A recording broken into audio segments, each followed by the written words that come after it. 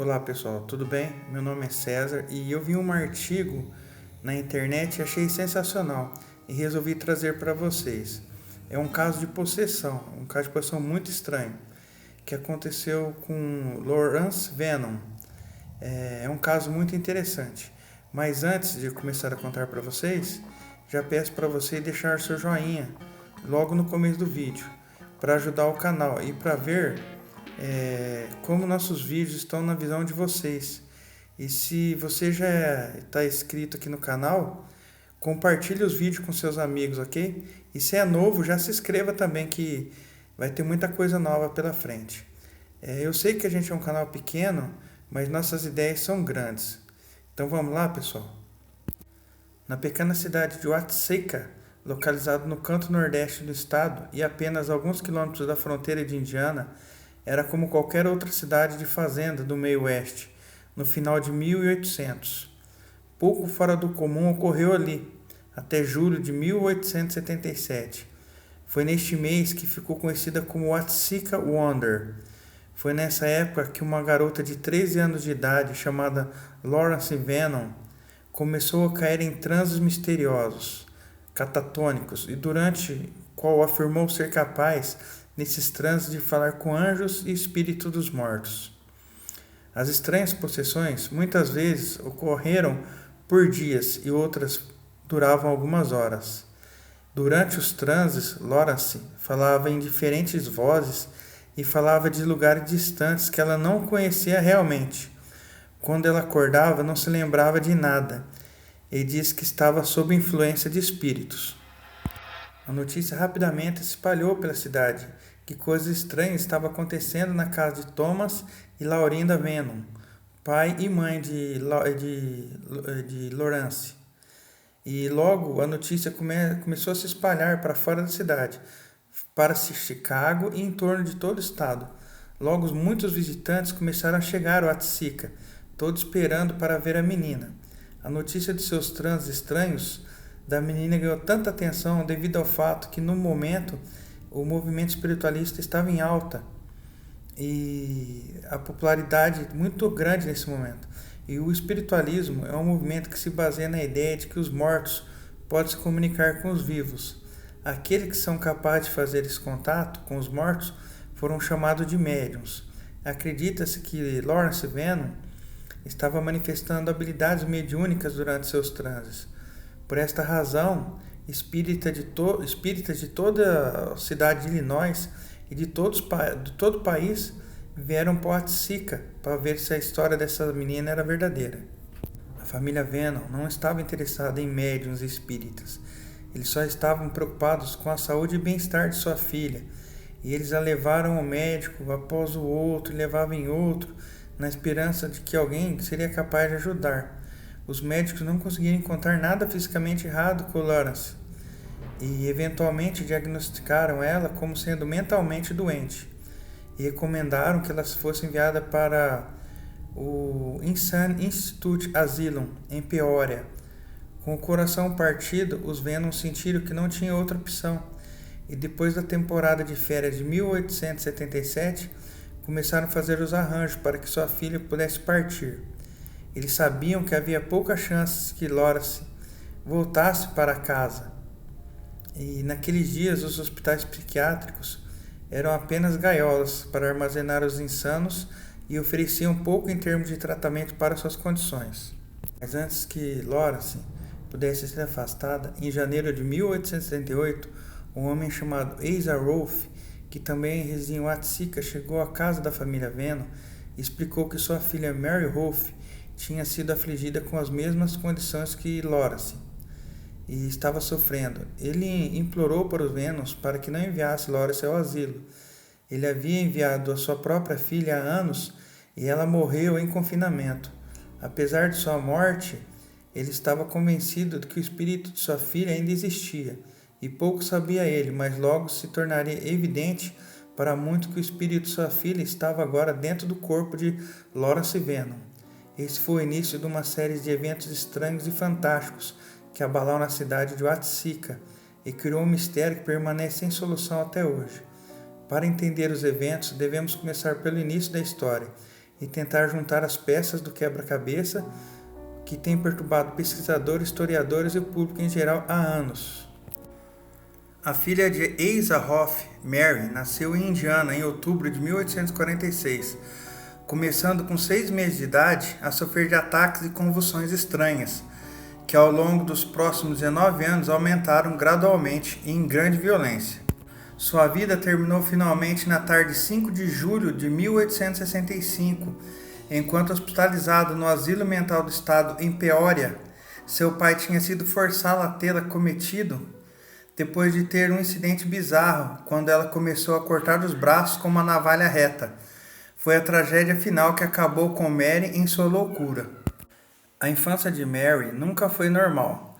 Suas convulsões começaram quando era uma criança, e como uma criança bem pequena, começou a se queixar de vozes misteriosas que ela ouvia em sua cabeça. As vozes, dizia, que não vinham de nenhuma parte, e dizia-lhe fazer coisas que ela não queria fazer, entendeu? À medida que ela crescia, ela começou a experimentar longos períodos quando ela ficou em um estado de transe muito grande. Então vieram seus momentos de despertar, quando ela falou com outras vozes e parecia estar possuída pelos espíritos de outras pessoas.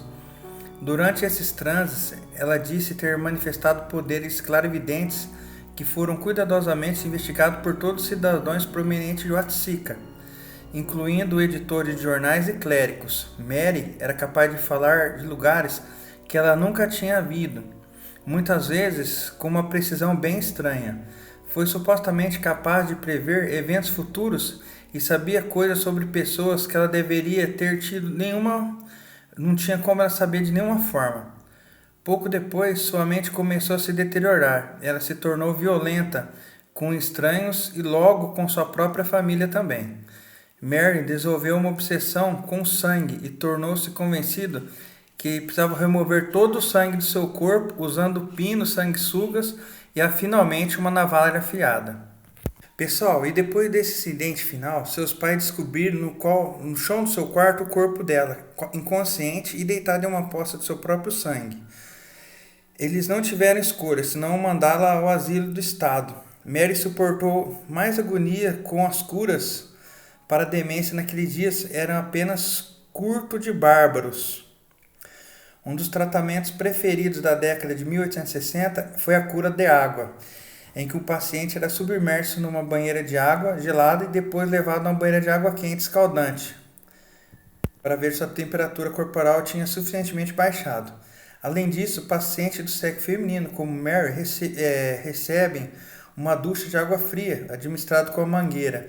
Em seguida, eles foram acondicionados firmemente em folhas molhadas para espremer os vasos sanguíneos fechados. Isto foi seguido por fricções rigorosas para restaurar a circulação. Os tratamentos foram administrados várias vezes e outras por semanas, mas, não surpreendentemente, tais técnicas trouxeram pouco sucesso e a maioria dos pacientes nunca melhorou. Mary, como tantos outros, não mostrou nenhuma melhoria e logo ela morreu. Na época da morte de Mary Hoff, Lawrence Venom tinha pouco mais de 1 ano de idade e um pouco mais de uma década, porém a vida das duas estariam conectadas para sempre, em um caso que ainda permanece um dos mais estranhos e mais autênticos casos de postos registrados. Lawrence Venom nasceu em abril de 1864, ela e sua família se mudaram para Oaxaca quando ela tinha 7 anos de idade. Muito tempo depois de Mary Hoffman teve breve momentos de notoriedade na cidade e também de sua morte trágica. A família Venom não sabia nada sobre a menina, sua estranha doença ou qualquer coisa sobre a família Hoff, mas em 11 de julho de 1877, os estranhos acontecimentos começaram a acontecer. Naquela manhã normal, Lawrence saiu da cama sentindo-se muito tonta e enjoada. Queixou-se a sua mãe sobre a sensação doente que ela se encontrava, e de repente ela caiu no chão, desmaiou, o corpo estava frio. Ela ficou em um sono profundo, catatônico, para as próximas 5 horas, mas quando ela acordou, ela disse que se sentia bem. Mas isso foi apenas o começo. No dia seguinte, Lawrence voltou a cair num sono de transe, mas desta vez foi diferente. Desta vez, enquanto permanecia imóvel, Começou a falar em voz alta, falando de visões e espíritos e conversando com pessoas que ninguém mais podia ver. Ela disse à família que estava no céu e ela podia ver e ouvir espíritos, incluindo o espírito de seu irmão que havia morrido em 1874. Depois desse dia, os transes de Lawrence sofriam cada vez mais frequentes, que ela tinha essas transes, e às vezes duraram mais de 8 horas cada vez que ela entrava em transe. Enquanto ela estava sob os feitiços, ela continuou a falar sobre suas visões, que eram muitas vezes aterrorizantes. Ela afirmou que alguns espíritos a perseguiam através da casa e gritou seu nome.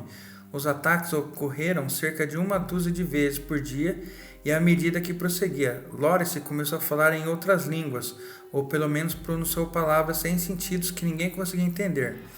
Quando acordava, cada vez ela não se lembrava de nada que acontecia durante o transe e ignorava suas estranhas divagações. Histórias e rumores sobre Lawrence e suas visões começaram a circular por Attica, e as pessoas estavam falando sobre acontecimentos estranhos, e o jornal local publicou histórias sobre ela. Ninguém seguiu o caso mais de perto que Asa Hoff.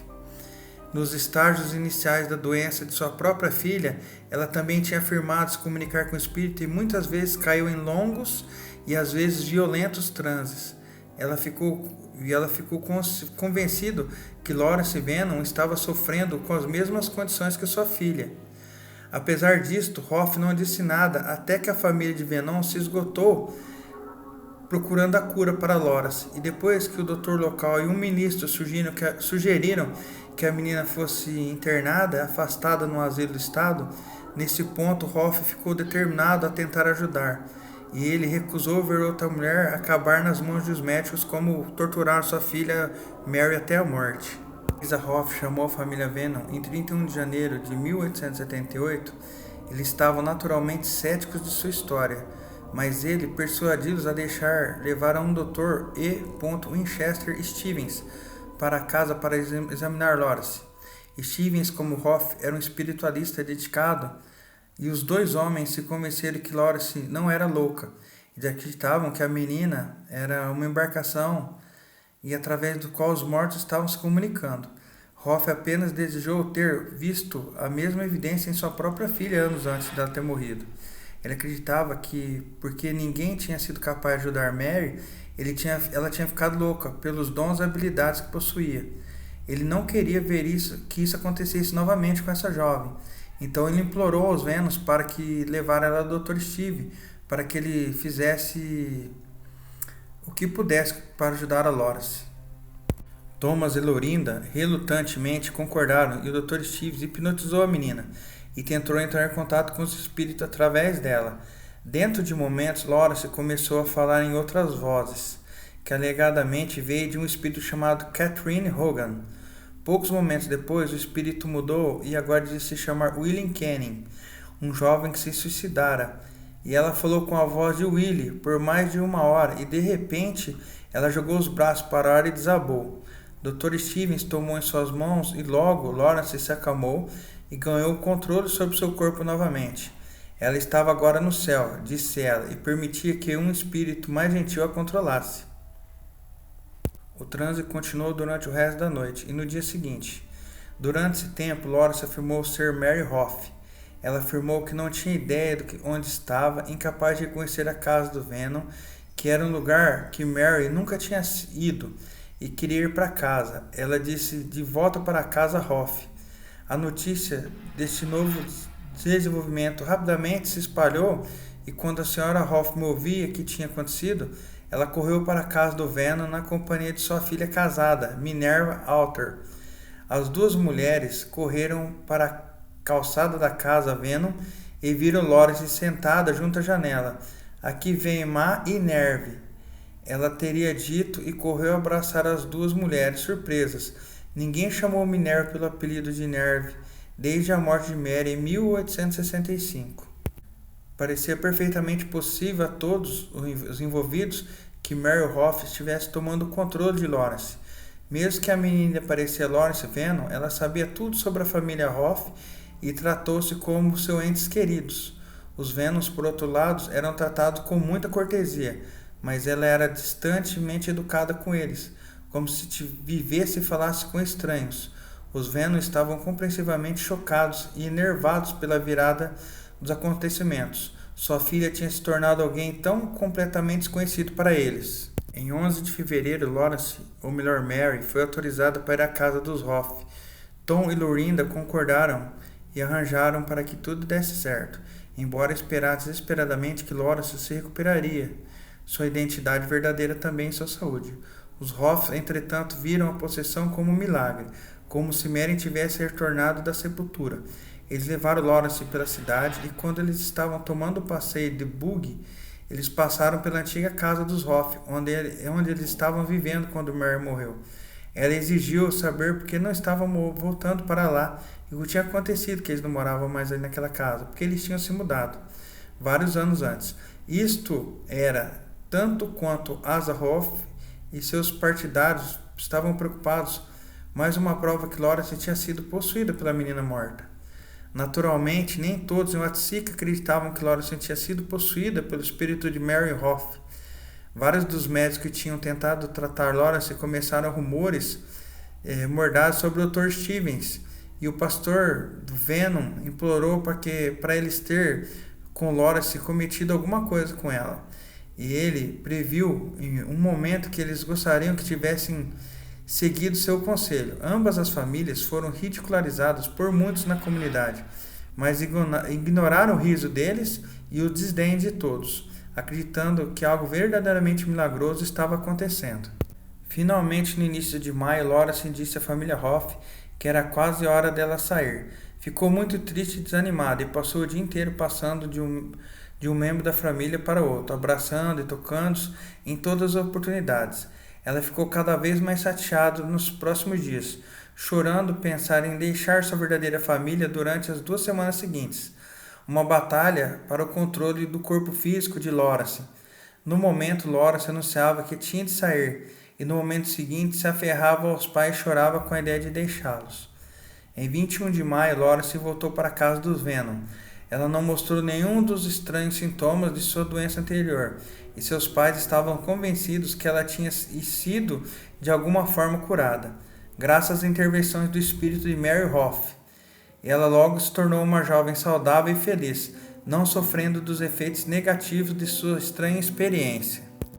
E aí, pessoal, o que aconteceu realmente em Watsika? O espírito de Mary Hoff realmente possuiu o corpo de Lawrence Venom? O que vocês acham? As famílias de ambas as mulheres jovens, bem como centenas de amigos e apoiantes, certamente pensavam assim. Que outra explicação existe para o que aconteceu? O que vocês acham? E o que aconteceu nos anos que seguiram com essas 2 famílias? E aí, pessoal, gostaram da história? Meus amigos, a história é muito interessante. Tanto é que eu peço para vocês compartilharem essa história com seus amigos e não esqueça de deixar seu like. E se é novo aqui no canal, já se inscreva, porque está para acontecer muitas coisas novas. Então, um abraço a todos e até a próxima.